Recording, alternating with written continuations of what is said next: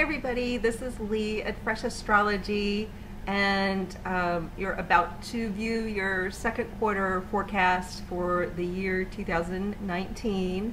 That means that I will be reviewing April, May, and June for each sign. Before we start though, if you do want to find me online for a reading or for a life coaching session, you can go to www.freshastrology.com.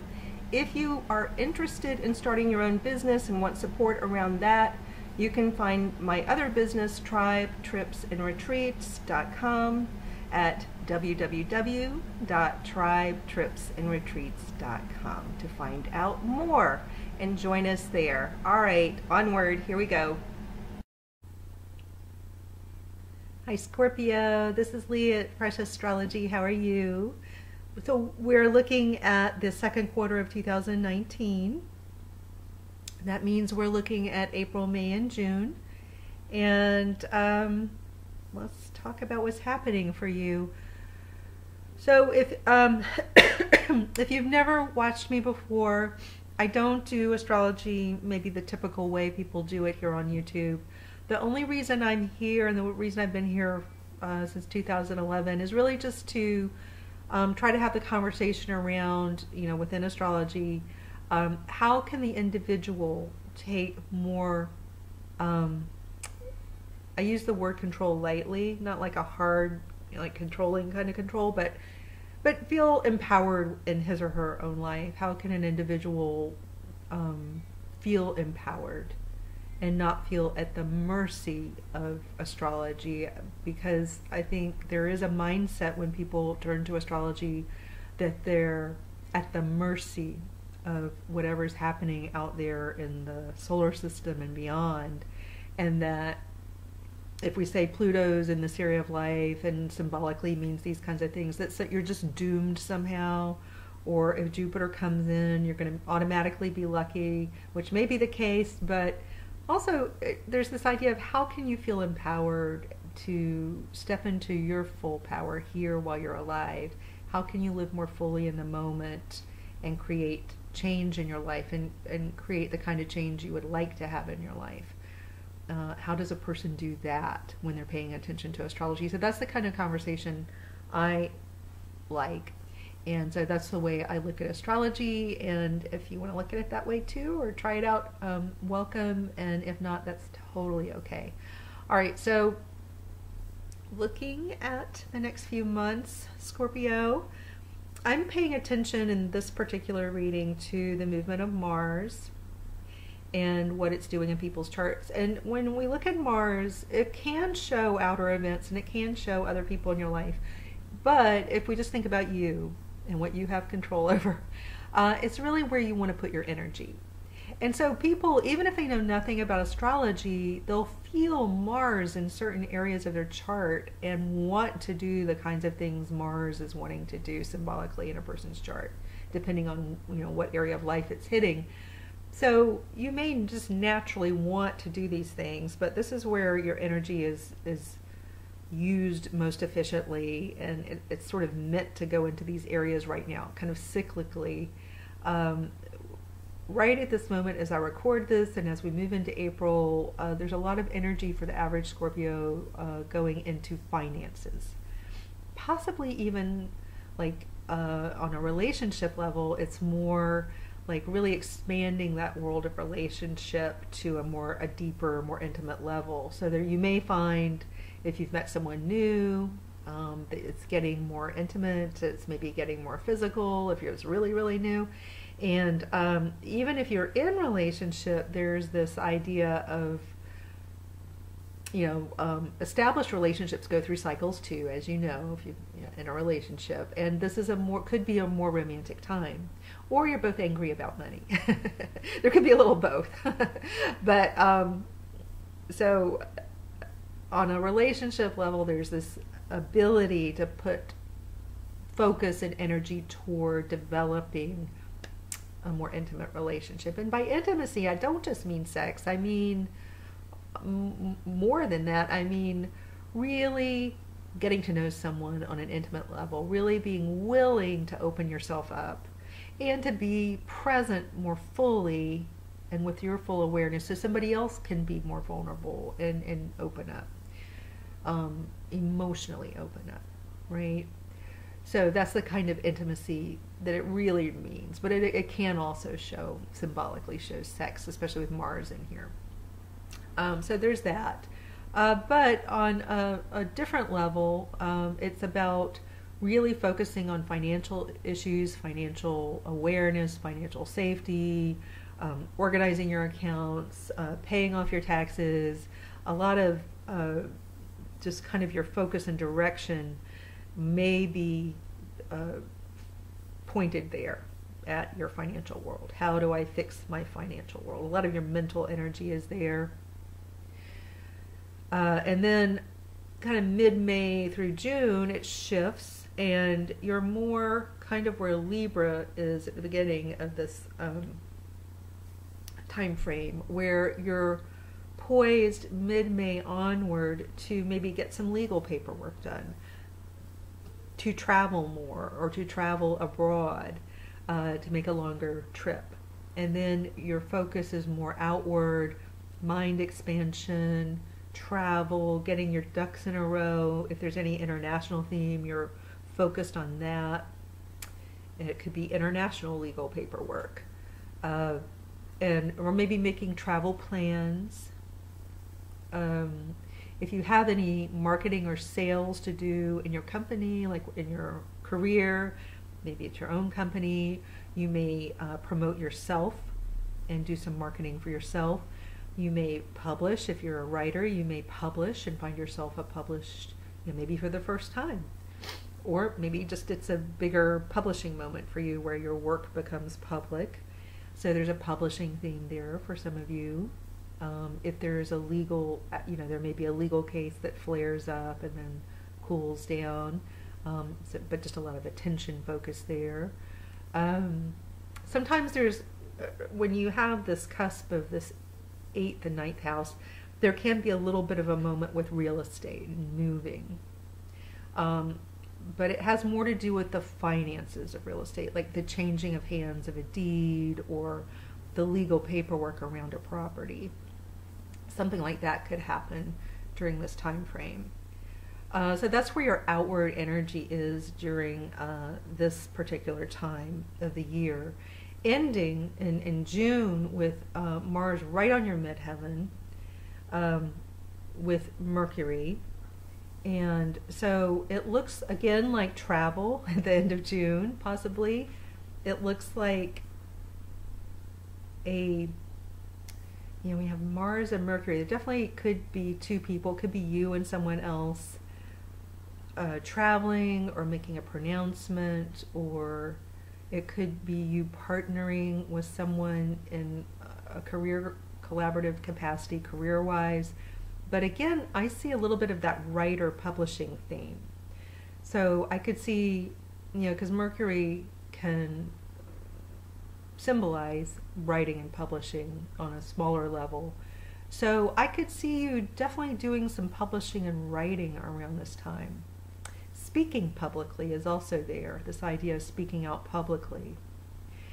Some of you may find yourselves kind of on that soapbox where you're speaking out about some issue very strongly. So some of you may find yourself there. But there may be some kind of public declaration around a relationship that's blossoming. You definitely have some big changes going on in your relationship world, with Uranus having newly gone into your 7th house. So some of you have had some big relationship changes. This can include breakups, big breakups, but it can include, some surprising partnerships that come in out of nowhere, seemingly nowhere. And maybe there's a more public kind of like an engagement or an announcement at some point during this second term, quarter of the year. It just depends on where you are in your relationship world. If you're not dating anybody, that's not going to be the case. Let's say, because I know there is a segment of the Scorpio populations that's going to be like, I'm single, I'm not dating, I don't know what any of this means, it doesn't apply to me. That seventh house can also show your relationships with anyone, especially friends, even frenemies, but it's how you play well with others or don't. So do you play well with others? Don't you play well with others? This shows how you relate to others. So you could have some changes in friendships. You could, meet some surprising new people. Sudden friendships, striking up sudden friendships. On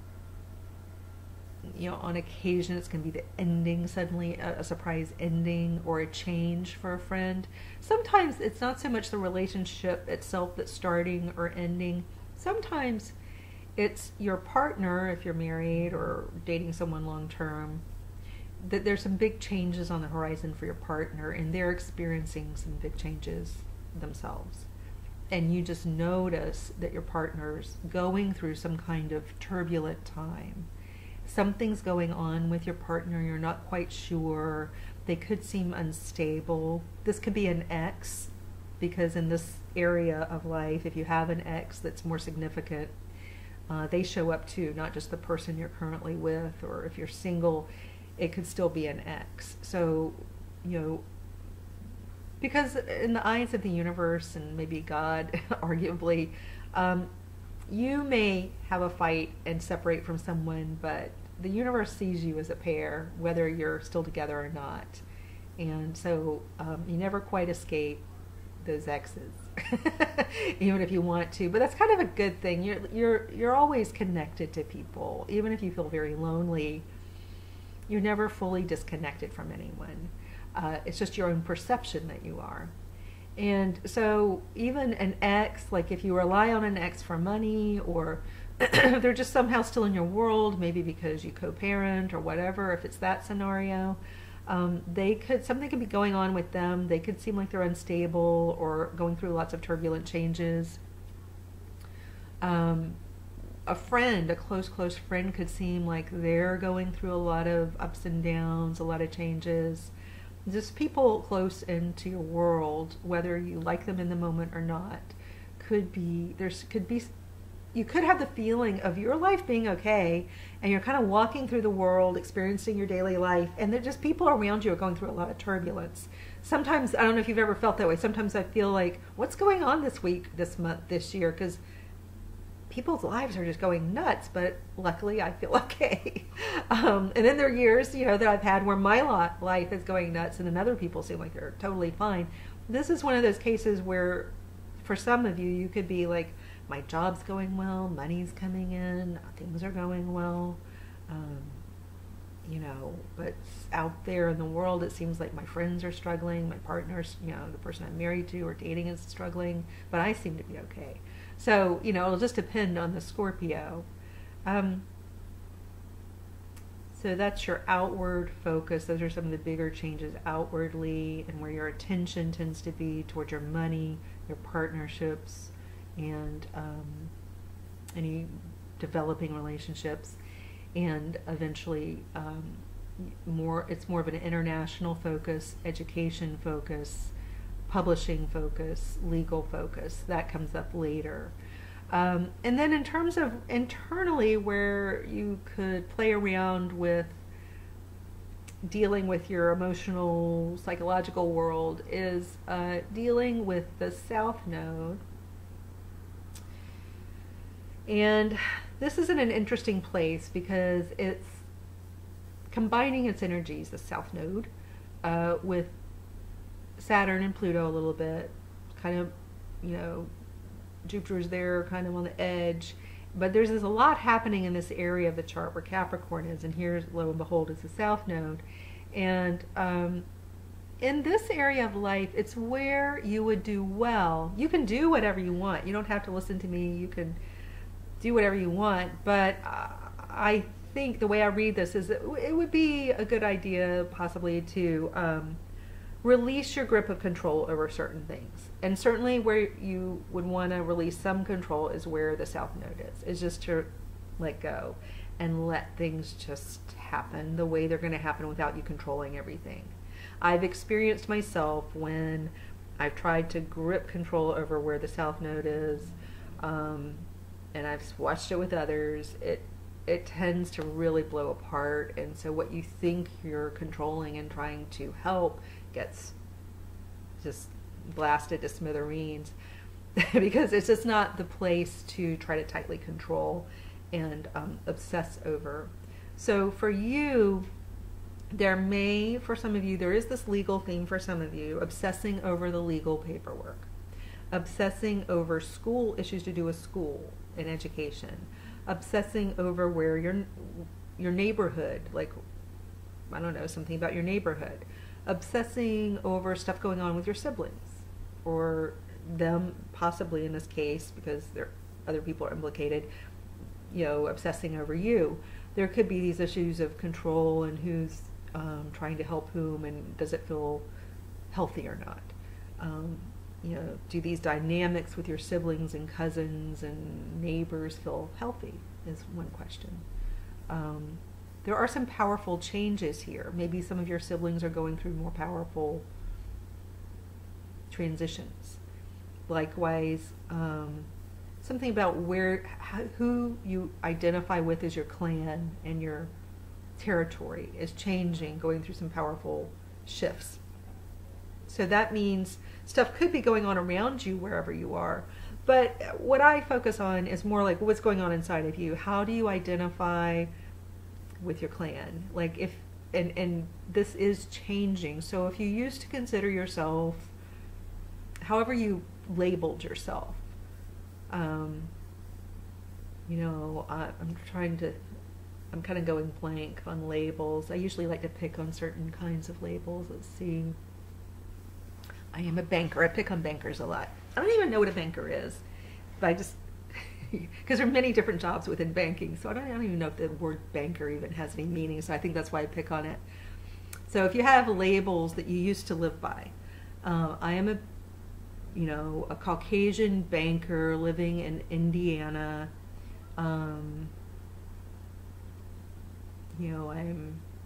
Catholic, and I'm not picking on Catholics, I'm just picking labels. I could pick anything. I'm Jewish. It could be anything.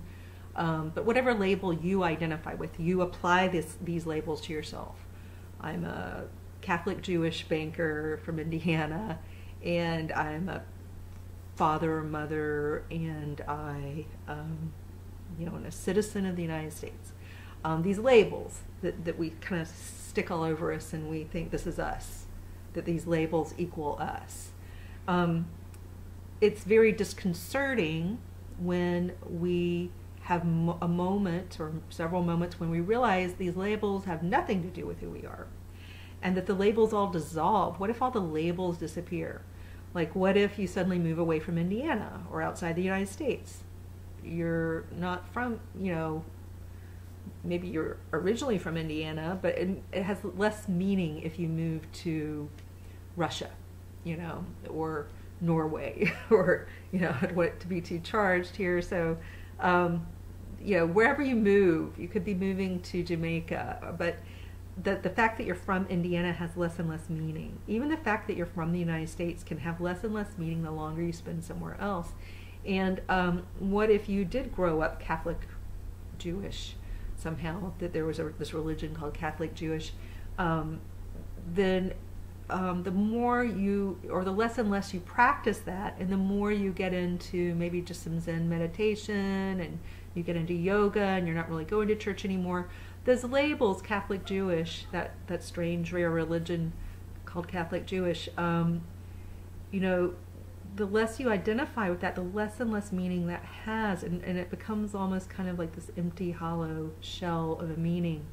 And when enough of those labels get challenged and become meaningless, there can be a bit of crisis of identity and kind of a not knowing who you are. So some Scorpios are going through something like this, and it's not a bad thing, it's just an interesting thing. And it's also very informative, because when you realize that you do not equal your labels, that's a tremendous amount of power that's just been given to you, or you've taken some power back.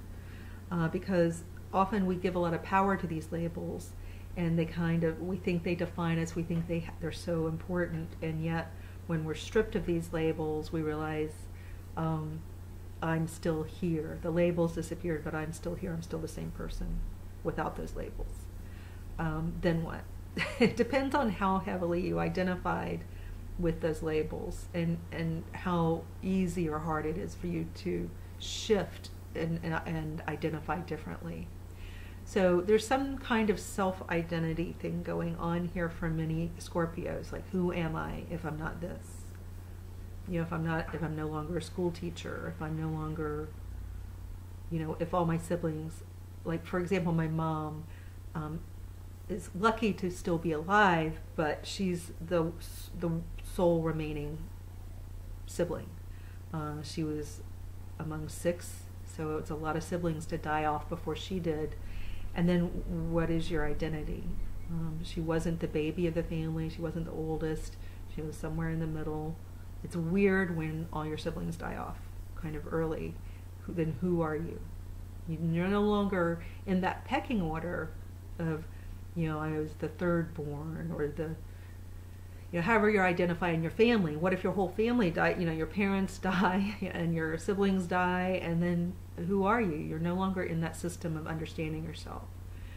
So this is the kind of head game that's going on, but not for naught. I mean, I don't think it's a pointless head game. I think it's a time when you can really learn that you are not the labels, and that you can choose new labels if you want to, but the underlying lesson is that you do not equal your labels. The labels are very flimsy and fall apart quickly, but you are just you, regardless of any label. So that's the bigger thing, and to kind of let go of that tight control of trying to define who you are through the labels. Let the labels go. But be willing to just, okay, maybe I'm not that. Who am I? I don't know. It's interesting to consider the question. All right. But to just recap quickly, focus on money, focusing on maybe some intimacy issues, maybe there's a new relationship, some mind expansion, getting ready to explore the world this term, quarter. I keep forgetting what I want to call it. I'm thinking of school, term, semester, quarter. That's the second quarter of the year. But kind of focus on money, maybe working with yourself internally, and then going out into the world with some energy and some direction, and maybe doing some actual travel and exploration that way, but definitely an exploration of ideas. And it's a very outward thrust. It's not a staying home and sheltering and being invisible. It's really putting yourself out there over the next few months and kind of going for it. So, which it can be for, you know, Scorpio who likes sometimes to shelter at home. It can be, you know, a new experience, unique experience to really put yourself out there and just go for it without any labels. All right, take care, guys.